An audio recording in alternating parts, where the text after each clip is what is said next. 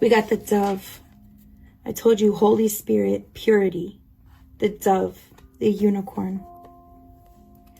It says the body never lies. So whenever you're looking for that discernment, you can feel it. You can feel it a lot of the times. Protect yourself. All right? Because when I got that about you being the star, it's like you're growing and shining in dark circumstances.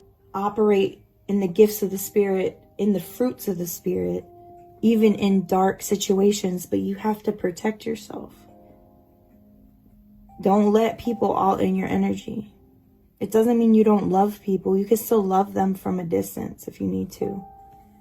It's like your crown is busting open. It says the body never lies. If we know how to listen, the body firms it for us when someone is telling the truth. That's what I said. In order to use discernment, listen to your body. You know when someone, the Holy Spirit will tell you wisdom of the heart, because your heart can feel. Can your heart feel? If your heart can feel, then you can have discernment. As if the heart itself is actually a receiver or a radio, and spirit sometimes suddenly makes our connection to the divine radiantly clear.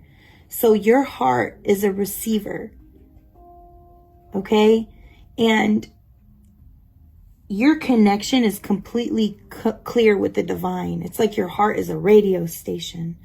My heart's a stereo. It beats for you, so listen close. Hold up. You're telepathic with someone else, but it's in the heart space. Instead of your third eyes talking to each other, it's like your hearts are sending impulses through the electromagnetic field to each other and to source. So it's like your crown is wide open, your kundalini is raised, your energy is going through to the sky, connected to the divine, and then your heart is directly connected to your person. Sometimes it's in the irregular heartbeat, as if the heart communicates to us in Morse code. That's another, I gotta ring my bell. That's another confirmation. It says communicating with the heart in Morse code. Morse code, that's only something that you and your person understands, or you and God understands.